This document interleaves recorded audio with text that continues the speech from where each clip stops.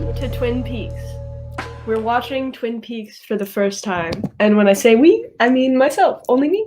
That's right. He's watched Twin Peaks. I'm watching Twin Peaks for the third or fourth time. Yes. Although, as we're watching season 2, I'm finding that there's many things that I've forgotten. Some of them, they rekindle in my mind, and others is like, I don't know what's going to happen next. I thought I knew this show better. Yeah. So we are into season 2. Today, Mackenzie is going to be exploring these two episodes. I actually really like these. The Orchid's Curse and Demons. Yeah. And things actually happened in these episodes. Things are happening. And then after we kind of quickly go through Mackenzie's reactions to what happens in the episode, then we are going to revisit your suspect list and figure out if you can solve the mystery of who killed Laura Palmer. Who killed Laura Palmer? Somebody somewhere. Somebody somewhere. All right. So let's get into the Orchid's Curse. Yes. And in no particular order, let's look at some of these images in the Orchid's Curse. So this is Mr. Tajimura. And I retract my statements of last episode where I said that they might be the same person. You thought that it was. I decided that they're not. There's a troublesome person with Josie that's basically going to steal her away to Hong Kong and talks about Mr. Eckerd and so we know that Josie is mixed up in a bad situation. She made a bad decision 5 years ago. It sounds like. It sounds like it. Or a series of. So no, that henchman is that associates with Josie is not this person. Not. So they've had a close up on his face now, and I realized that it's not him. Yeah, this person has been wheeling and dealing with Benjamin Horn. He gave him $50,000. $5 million. $5 million. $5 million. That's a lot of money. I can't even conceive. I can't. Yes, so we first of all, do you think this has anything to do with Laura Palmer's death? And if so, why? And if not, what's the point of this plot that's going on? It's an interesting plot. I think it has something more to do with Josie's plot line than it has to do with Laura's death. Okay. Although it could, Josie could have killed Laura. I don't know. I don't think so, but. All right. Yeah. Checking in on this guy. Andy's taking over for Lucy. Some love trouble going on. Where's Lucy at? That's the real question. Probably, maybe the abortion clinic that he accidentally called. That's what he is wondering. That's what he's wondering. Okay. So, and then there's Leland Palmer. Yes. What's going on with Leland in this episode? He gets arrested, and then, that already happened. Yeah. But he goes to trial, pre-trial, basically. Basically, going to post bail. He's going to put in his plea, and they're going to decide on bail. And they're like, no bail. He's fine. Let him free. He's not going to leave. And he's going on a plea for insanity. Although he fully knows that he killed the other guy. So... he told the police. I don't know why the police are like, yeah, he's good to go. What's up with that? They're like, yeah, he gave us a full confession. We could probably lock him up for, rest of his time, the rest of his life. But no need. It's Leland. Let him go. And that's why I'm going to be mad if it's actually him, which I'm thinking it might be. So if Leland killed Laura Palmer, his daughter. Then you're going to be very upset with Hawk. Yes, I'm going to be mad at all of them. You're just going to be mad at all of the detectives. All of the detectives, maybe even including Cooper. All right. Because what? Okay. Well, we'll come back. We'll come back to that. So oh my God, they finally go. Cooper and Sheriff Truman go on an adventure to finally rescue Audrey. Yeah, and here's the hero of the episode. Yeah. Good thing you guys can't keep a secret, says Hawk. Oh my God, Hawk is so good. Kills that guy. Right, so they succeed in Hawk taking Audrey. Hawk kills the guy. I'm thinking about that now. I'm like, the guy had a gun, and he said, turn around. Sure. What? Out of the many questionable things have happened, that one seems like a no-brainer to me. That's fair, yeah. And we also have this subplot of they are getting equipment ready for Leo to come home with them. It's a lot. It's so much. like they're like, oh yeah, this is a good idea. We're so cool. We're so smart. We're gonna play house with your old husband who is like basically just brain dead in the house. And we're gonna get so much money. That's what we're gonna get. We're gonna get $5,000. And they just ignore the fact that they're gonna have to change his diapers. Yeah, they're gonna have to spoon feed him. Yeah, yeah. And if they don't do those things, if they put him in the closet, he'll die, and then they'll get in trouble. Yeah. So I don't know. It's a terrible plan. Yeah. Although by the end, bless his soul, Bobby is just not that bright. Bobby is not bright. Okay, but by the end of the episode, I was like, I'm kind of on board. Like when they were throwing him a little party. Oh, well, that happens in the Demons episode. Yeah, in the Demons episode. When they're throwing him a party, I'm like, you know what? Like at first he's like, oh no, they're kissing in front of him? Oh man, so this is terrible. This is the part you're talking about. This is awful. And then at the end of it, when they're like, we just thought maybe Kazoo's would be good, or some cake. And then Bobby, like, the Leo face plants, and Bobby's like, oh, let me help you. And I thought that was actually kind of genuinely nice. The creepy moment in this is when Leo kind of moves his head and seems to make direct eye contact with Shelly. Although he has sunglasses on. True. To be fair. All right. Well, Donna is getting entrenched with new plot. Donna, first, they give Jacoby a heart attack, and then they torment this agoraphobic man named Harold, who at the end of the episode pulls a weird move where he takes a little rake and starts to cut himself. Yeah, just some cherry pie filling. And then we also let's check in with Nadine. Nadine is back from the hospital and thinks that she's in high school. She thinks she's 18. She asks where their parents are, and Big Ed says they're on a trip in Europe. And so she's kind of excited to be playing house, so to speak. Yeah. And she's like, let's go down to the river. Wait, no, that's in the other episode. Yeah, when they're talking about that. But she's like so excited. And she thinks her nephew is, Sad Boy James. Mm-hmm. She thinks that he's a part of their class. So she's like lost the ability to see age.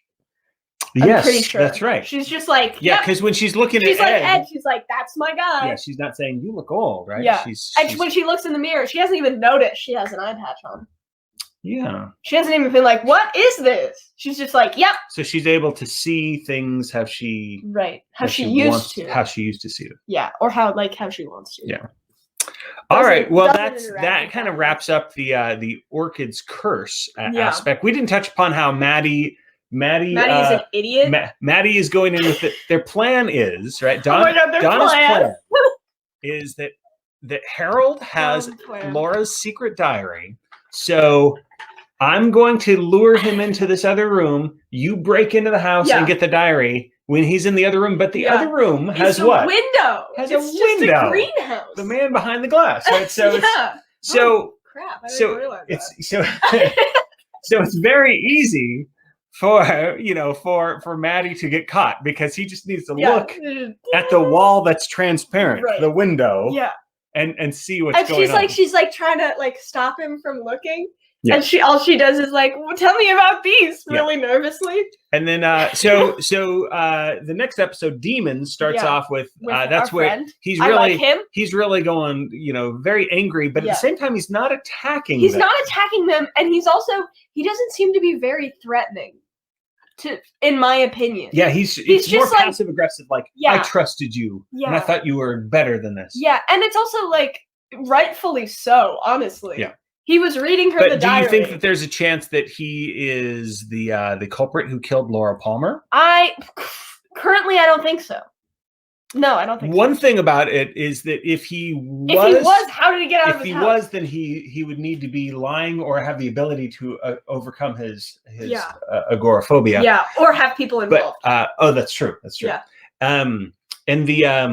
But what's funny about this scene is that James busts in and they leave. The diary stays there. Yeah. But they leave, and they're just like right outside the door. Yeah. And then and he's yelling and he's staying in his house. Yeah. And then Donna is saying like he's not going to follow us. He has this problem. Yeah. So they make a big assumption that he's not going to follow. Yeah. Or call the police. And then they spend I don't know how long out in front of the driveway of his own house. Annoying. Because he must have Someone tried to steal your goods. Yeah. And they're just out there. You're looking at them with your rake on your face.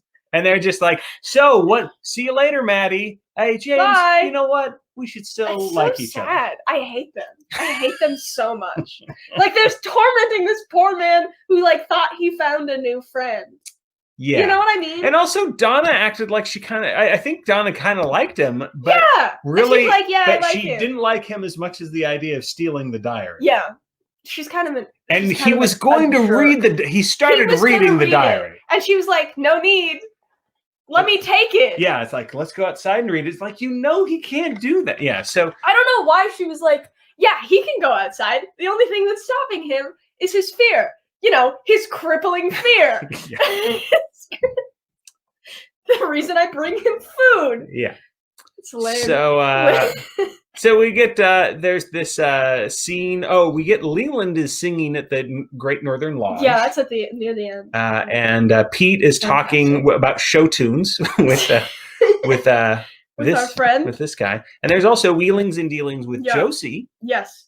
Josie in this episode is basically saying goodbye to the sheriff, and she's going to go off with the person that I think is a bad man. Yeah. And she gets that check for $5 million. Yes.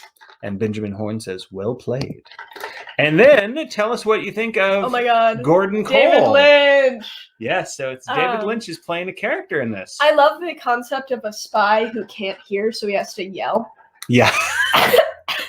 It's like the worst spy in the world. When they go into the other room to talk privately about things. Oh man, I got hiccups. Do you remember the conversation that they're having in private when they're yelling? Yes, they're talking about some other case where he got injured. Mm-hmm. I assume the person he works with, who is now missing, who went insane on that mission. Okay, and do you remember that person's name? No.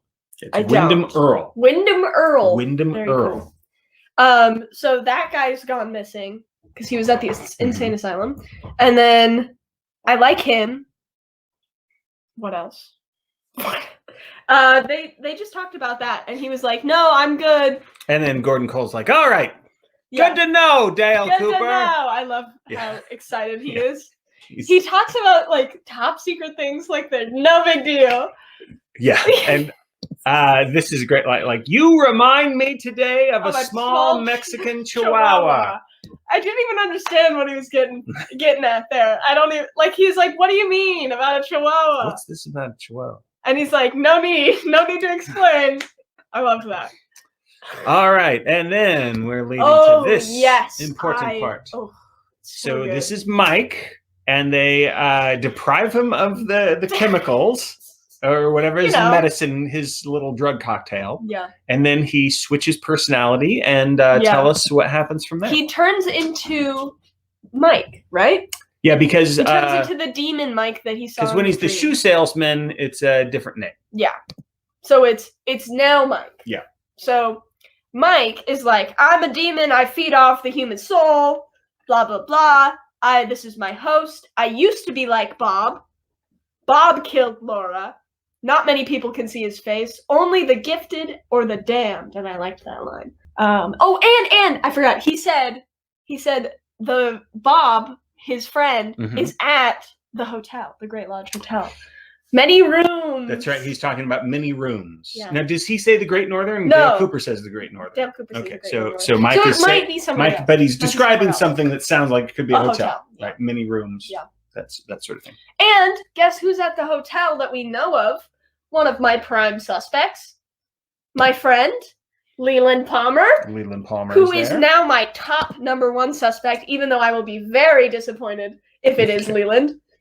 Okay. Because it's so lame. Well, I mean, I won't be very disappointed because it's like, not Leland. It's lame because they've let him go? Yeah. Okay. But I get it because it's like, oh, it's Bob. Gotcha. He took on him. And he's gone a little crazy. All right, so let's get into your suspects then. So you're claiming Leland that your #1 suspect is Leland because he's at the hotel. Because he's at the hotel currently.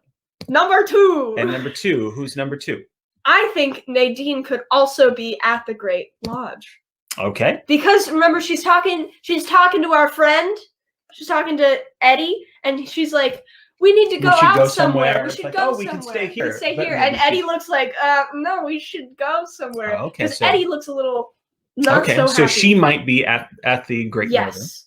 Okay. Another person, I know this is the same list, but I think that they reasonably could all be at the hotel. I think Andy could be at the hotel. I anticipated that you were going to say Andy. I know. All right, so it comes down to these three. It's in a different order. It's different order. It's different order. All right, so let's talk about your number one suspect then. Yes.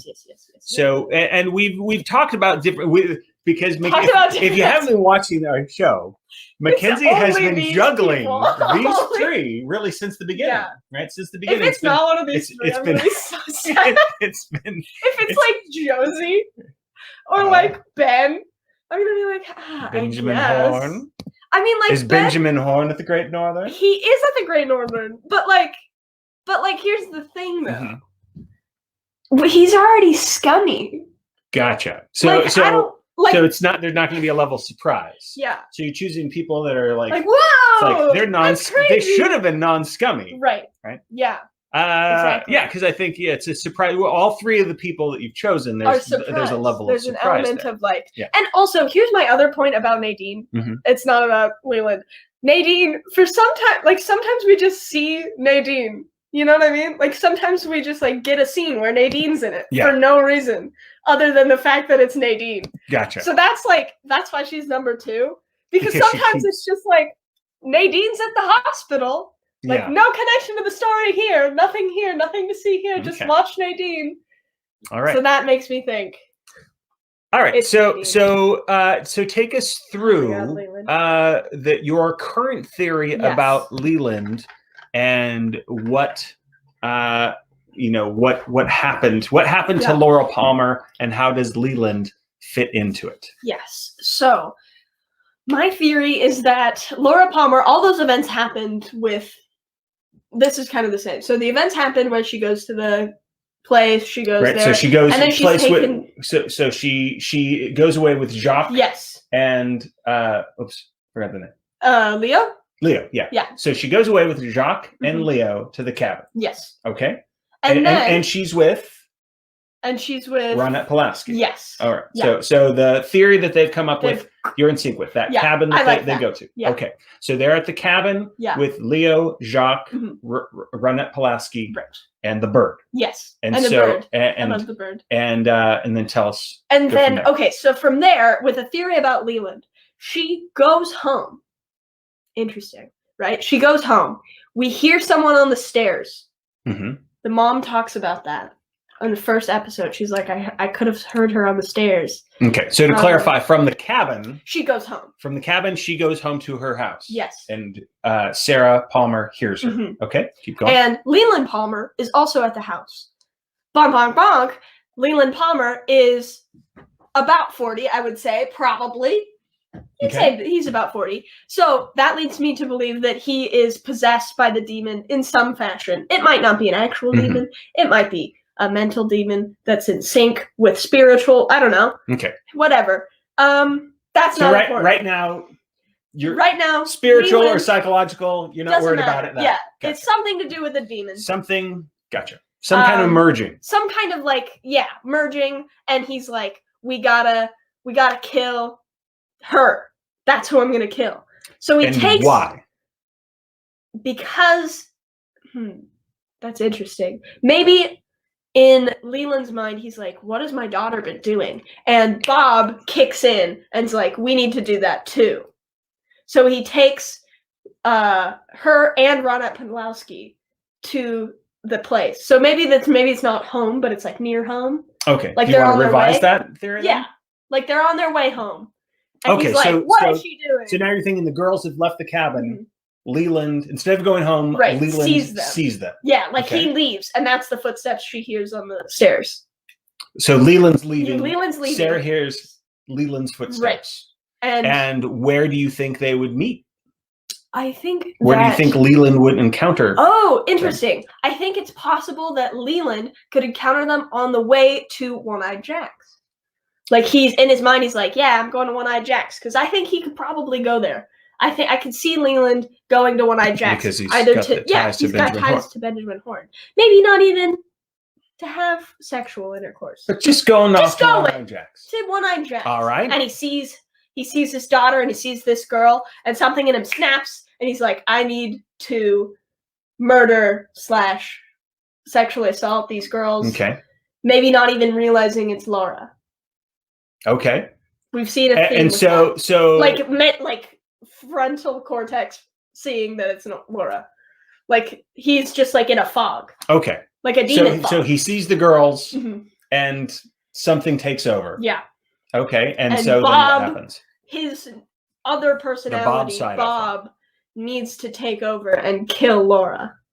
Okay. And so he takes them to the railway thing? Yes. Is that what? Okay. Yeah, so he takes them to the railway card, he tortures them, fire, walk with me, that kind of thing. All right. Maybe he was out in the woods for too long, maybe there's something to do with that. So is Bob / Leland the same person that has killed Teresa Banks a year before? Yes. And so what do you think was going on with we know very little about that, but what's your guess as to why that happened? The connection is like the place, One-Eyed Jack's, which we know Leland has ties to because of Ben. And then the letter thing, the hospital, he's in the hospital and he kills someone in the hospital at that same night. Okay, and so that's why Ronnet we can do that. Ronet's the fingernail, so he put that he put that in there. And so was if Leland in this theory, if Leland and Bob are the same person, but there's some kind of spiritual split personality kind of thing. Crunch. Was it Leland that smothered Jacques, or was it Bob? I think Leland is honest, and so he knows that he killed Jacques. Is that how he killed? Yeah, Jacques. I think he knows that he killed Jacques. He's pretty honest about it. Okay, but I don't think he knows that he killed Laura. I think he's suppressed. All right, so when he's in the courtroom, he's thinking like, I snapped and I killed Jacques. Yeah, because my daughter's dead. But he doesn't know that he killed his daughter. Yeah. Which kind of comes into play with that whole the grave scene. Right? Okay. Everybody else is distracted and he's lost his daughter and he doesn't understand why. Okay. So let's dig a little deeper then. Okay. It's all very interesting. So with this guy, Mike, or the shoe salesman,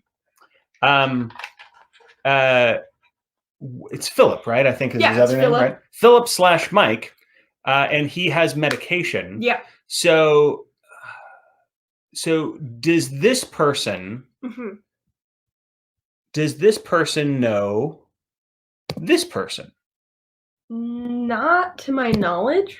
Although maybe Leland's bought shoes at some point.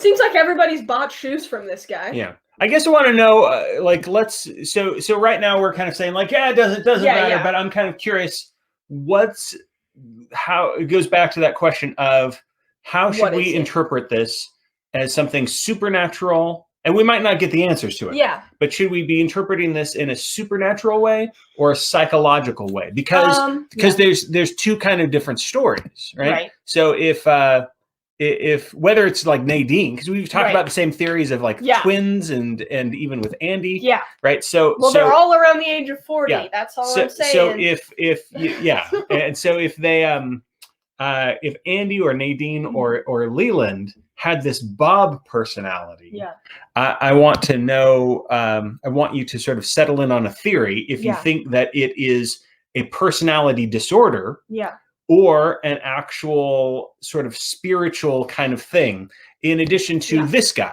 Yeah. And again, the show might not ever give you an answer, but I'm kind of curious what you think. Well, it is interesting that maybe somehow,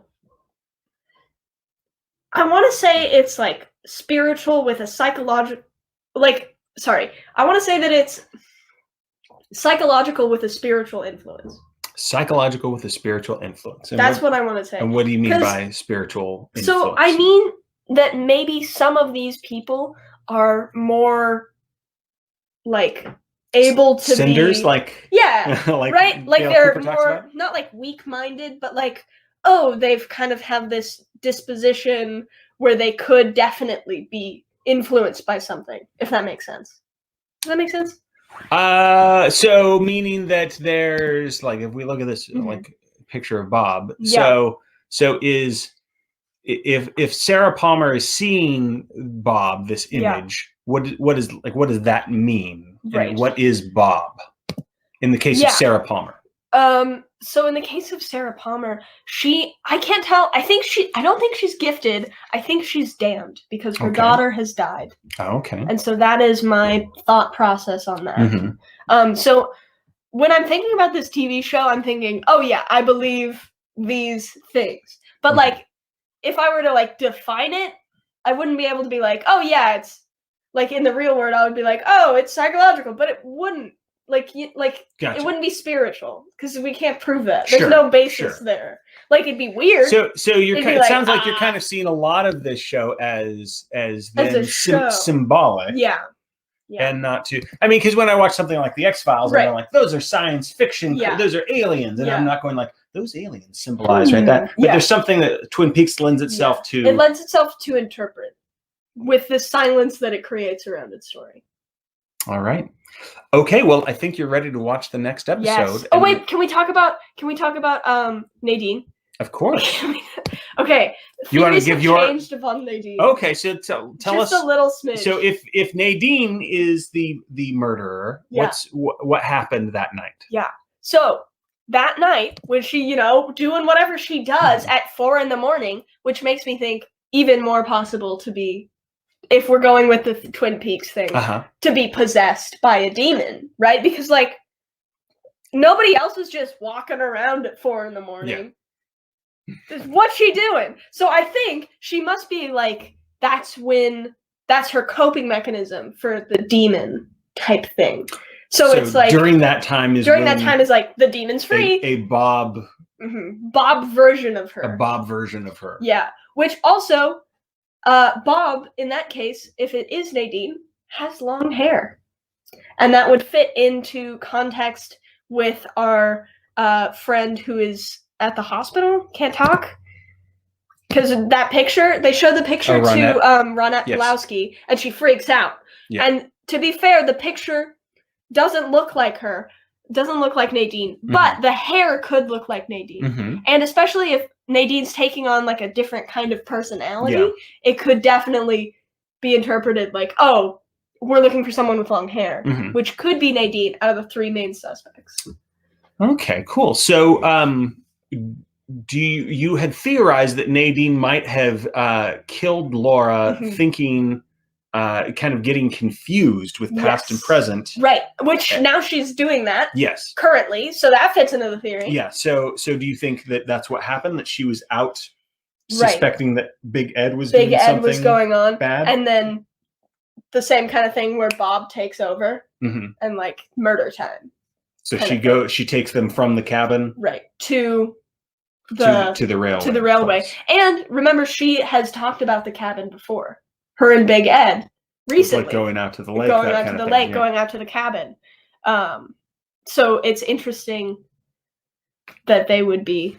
All right. They would be. Well, since we delved into Nadine, we gotta do a little bit of Andy. So if it's Andy, if it's Andy, what's the deal? What happened? Yeah.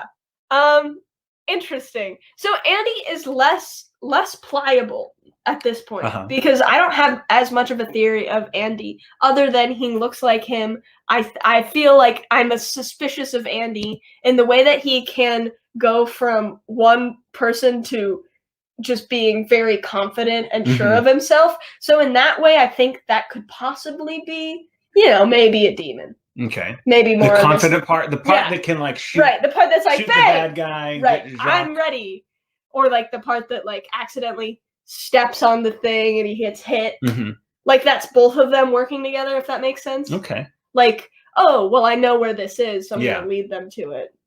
And those things that have happened that you mentioned seemed like a step towards goodness. Yes. But in my mind, I'm like, that doesn't make any sense. Okay. Even though it's like, that's good. But it's like... What's good? So, everything that in Twin Peaks that is good is suddenly bad, and that's why Okay. you don't trust anyone. Gotcha. So so we continue to distrust Andy. Distrust Andy. He's not as high of a suspect We're as Nadine. still quite suspicious as I'm Nadine. really suspicious of Nadine. And Mr. Leland Palmer has shifted. Leland Palmer. Also, I would like to add that Leland has a memory of someone who looks like Bob.